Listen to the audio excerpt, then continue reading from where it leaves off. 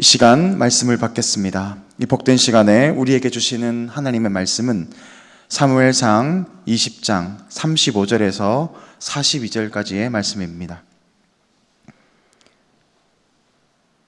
사무엘상 20장 35절에서 42절까지의 말씀, 환난 가운데 누리는 평안이라는 제목으로 말씀을 받겠습니다. 사무엘상 20장 35절에서 42절까지 말씀을 다 같이 교독해서 읽겠습니다. 아침에 요나단이 작은 아이를 데리고 다윗과 정한 시간에 들로 나가서 아이에게 이르되 달려가서 내가 쏘는 화살을 찾으라 하고 아이가 달려갈 때에 요나단이 화살을 그의 위로 지나치게 쏘니라. 아이가 요나단이 쏜 화살 있는 곳에 이를 즈음에 요나단이 아이 뒤에서 외쳐 이르되 화살이 내 앞쪽에 있지 아니하냐 하고 요나단이 아이 뒤에서 또 외치되 지체 말고 빨리 다름질하라 하매 요나단의 아이가 화살을 주워 가지고 주인에게로 돌아왔으나 그 아이는 아무것도 알지 못하고 요나단과 다윗만 그 일을 알았더라. 요나단이 그의 무기를 아이에게 주며 이르되 이것을 가지고 성읍으로 가라 하니 아이가 가매 다윗이 곧 바위 남쪽에서 일어나서 땅에 엎드려 3번 절한 후에 서로 입맞추고 같이 울되 다윗이 더욱 심하니라. 요나단이 다윗에게 이르되 평안히 가라. 우리 두 사람이 여호와의 이름으로 맹세하여 이르기를 여호와께서 영원히 너와 나 사이에 계시고 내 자손과 내 자손 사이에 계시리라 하였느니라 하니 다윗은 일어나 떠나고 요나단은 성읍으로 들어가니라. 아멘. 군인은 철저하게 계급 사회입니다. 그래서 계급에 따라서 혜택이 다릅니다. 그러나 가장 큰 혜택의 차이는 별을 달 때부터 시작된다고 합니다. 머리부터 발끝까지 모든 것이 바뀝니다. 개인의 자가용도 주어지고 또 군용차도 주어집니다. 운전기사도 주어지고 전용 비서도 주어집니다. 헬기도 받습니다. 모든 것이 완전히 바뀌는 것입니다. 그런데 더 드라마틱한 변화는 바로 우리가 하나님께 속한 자가 될 때입니다. 하나님께 속한 자가 누리는 변화는 바로 신분의 변화를 받게 된다는 것입니다. 이전에는 죄의 종으로 살아갑니다. 그래서 죄 가운데 살다가 결국 사망이라는 그런 마지막 종착역에 다다르게 됩니다. 그곳에서 우리는 영원한 고통 가운데 살아갈 수밖에 없습니다. 그렇지만 예수님을 통하여서 우리의 신분이 변화가 됩니다. 하나님의 백성이 되고 더 나아가 하나님의 자녀가 되는 것입니다. 하나님의 자녀가 되면서부터 우리는 구원에 이르는 놀라운 신분의 변화를 받게 되고 동시에 하나님의 인도하심과 또 하나님의 보호하심을 받게 되는 것입니다. 뿐만이 아니라 우리는 하나님의 자녀가 될 때 축복만 누리는 것이 아닙니다. 때로는 고난과 핍박이라는 곳으로 이끌려 가기도 합니다.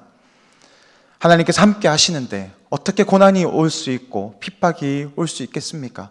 그렇지만 하나님은 우리를 그러한 고난의 자리로 몰아가실 때가 있습니다. 욥은 하나님을 신뢰하고 하나님을 잘 섬기는 사람이었지만 욥 역시도 의도치 않게 또 하나님의 인도하심 가운데에서 고난의 길로 나아가게 됩니다. 그는 자신이 받는 고난을 이해할 수가 없었습니다. 나는 하나님을 잘 섬겼고 하나님만을 바라보며 살았는데 왜 나에게 이런 고통을 주시는지 욥은 도저히 이해할 수가 없었지만 고난의 터널을 통과하고 난 후에 욥은 이렇게 고백합니다. 나의 길 오직 그가 아시나니 나를 단련하신 후에 정금과 같이 나를 사용하시기 위해서 나에게 고난을 주셨구나라는 것을 깨닫게 되는 것입니다.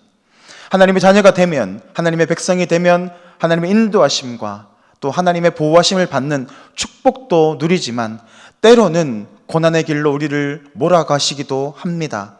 그래서 고난이 때로는 견딜 수 없고 참을 수 없는 그런 절망 가운데 들어갈 수 있지만 지나고 나면 이것도 하나님의 은혜였구나라는 것을 깨닫게 되는 것입니다. 오늘 다윗은 하나님의 택하심을 받고 기름 부으심을 받습니다. 가는 곳마다 승리합니다. 그렇지만 하나님은 다윗을 또 고난의 길로 몰아가십니다. 사울에게 쫓겨서 이제는 도망자 신세가 되게 되는 것입니다. 요나단이 다윗을 돕기 위해서 물심장면으로 도왔지만 힘의 한계가 있었습니다. 아버지 사울의 그 복수에서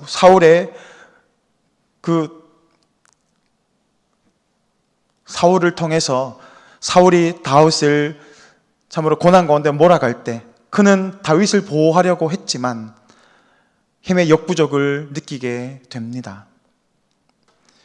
그래서 다윗에게 오늘 자신의 아버지의 뜻을 전합니다.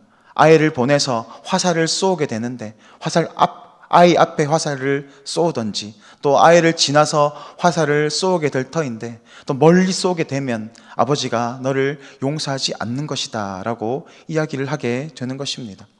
그리고 화살을 쏩니다.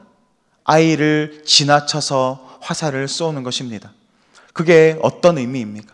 이제는 도망가라라는 것입니다. 사울이 너를 죽이려 한다라는 의미입니다. 멀리 화살을 쏘았다라는 것, 그것은 바로 다윗이 앞으로 어떠한 삶을 살아가게 될 것인가를 말해주고 있는 것입니다. 그 멀리 날아가는 화살을 바라보면서 다윗은 절망했을 것입니다. 왜 하나님 나에게 이런 고난을 주십니까? 이해할 수가 없었을지도 모릅니다. 아무리 화살을 멀리 쏘아도 화살은 반드시 땅으로 떨어지게 되어 있습니다. 왜 그렇습니까? 중력이 당기고 있기 때문입니다. 마찬가지입니다. 우리에게 고난이 올 수 있고 또 어려움이 올 수 있습니다. 그러나 그러한 고난과 환난의 시간 가운데에서도 하나님이 우리를 지켜 보호하여 주십니다. 그렇기 때문에 이 고난은 반드시 끝이 있다라는 것입니다. 왜 하나님은 우리에게 이 환난과 어려움을 주십니까? 이 환난을 통하여서 우리를 인내 가운데 나아가게 하시기 위한 것입니다. 그 인내를 통하여서 하나님은 우리를 연단으로 이끌어 가십니다. 그 연단을 통하여서 하나님은 오직 하나님께만 소망을 두고 살아가게 하시는 것입니다. 그러므로 환난은 인내를, 인내는 연단은 소망을 이루는 줄을 알게 되는 것입니다. 하나님의 계획이 무엇입니까? 다윗을 통한 하나님의 계획은 분명했습니다. 이스라엘을 다스리는 위대한 왕으로 세우는 것입니다. 이스라엘 백성들이 어떤 민족입니까? 정말 말 안 듣는 민족 아닙니까? 이러한 민족을 하나님께로 온전히 이끌어가기 위한 위대한 왕으로 다윗을 사용하시는 것이 하나님의 계획입니다. 뿐만 아니라 하나님은 이 다윗을 통해서 예수님의 모형이 되는 삶을 살게 하십니다. 이 다윗을 통해서 오실 메시아를 그려내시고 있다라는 것입니다. 동시에 이 다윗의 혈통을 통하여서 약속되어진 메시아가 오시게 될 것, 그게 바로 하나님의 큰 계획입니다. 그러한 큰 계획을 이루어가기 위해서는 어떠한 삶을 살아야 되겠습니까? 역도하는 사람은 수백 킬로를 드러냅니다.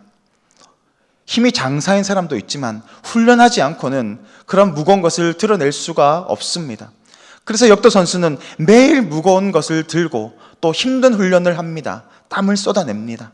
하나님께 쓰임받는 사람은 바로 고난의 훈련을 받은 사람이어야 한다는 것입니다. 훈련받지 않은 사람은 하나님께 쓰임받을 수 없습니다. 그러므로 하나님의 나라에 합당한 사람은 반드시 이 고난의 길을 통과하도록 하나님은 인도해 가십니다. 그 길을 통하여서 우리는 우리의 연약함을 발견하게 되는 것입니다. 하나님께서 약한 자를 사용하시는 이유가 무엇입니까? 그 고난을 통해서 나는 아무것도 할 수 없구나, 자신의 연약함과 한계를 깨달을 수 있기 때문입니다. 나의 연약함을 아는 사람이 하나님 앞에 엎드리고 부르짖을 수 있습니다. 잘하는 사람, 능력 있는 사람은 하나님께 엎드리지 않습니다. 굳이 엎드리지 않아도 할 수 있기 때문입니다. 그러므로 연약함이 우리에게는 은혜인 줄 믿습니다. 오늘 다윗과 요나단은 자신의 무력함을 느낍니다. 우리의 힘으로는 아버지 사울, 그 사울 왕을 도저히 막아낼 수 없다는 무력함을 느낍니다. 그러나 그들은 포기하지 않습니다. 그들은 하나님을 의지합니다. 42절 말씀을 우리 다 같이 읽겠습니다. 시작. 요나단이 다윗에게 이르되 평안히 가라. 우리 두 사람이 여호와의 이름으로 맹세하여 이르기를 여호와께서 영원히 나와 너 사이에 계시고 내 자손과 내 자손 사이에 계시리라 하였느니라. 아멘. 다윗과 요나단이 바라본 것은 바로 너와 나 사이에 하나님께서 계시다라는 것입니다. 우리는 힘이 없지만 우리 사이에 하나님께서 우리를 지켜주실 것이다 라는 것입니다. 그러므로 평안히 가라라고 합니다. 하나님이 너를 지켜주실 것이다 라고 바라보는 것입니다. 소망이 없는 사람은 오직 하나님께 소망을 두고 살아갑니다. 오늘 요나단과 다윗은 자신의 연약함을 바라보며 하나님을 의식하였습니다.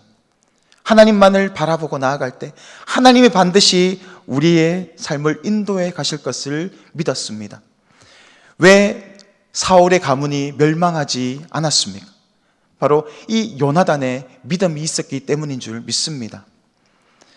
그래서 요나단과 그 다윗의 자손, 너와 나의 자손에서도 하나님께서 함께 하실 것이다 라는 그런 믿음을 가지고 있었던 겁니다. 그러므로 오직 믿음으로 구원을 받습니다. 우리의 연약함을 바라볼 것이 아니라 오직 모든 소망을 하나님께 두고 살아갈 때, 그 믿음으로 바라볼 때 하나님은 그 믿음을 통해서 우리를 건지시고 고난 가운데에서 우리를 영화롭게 사용하여 가실 것을 믿습니다.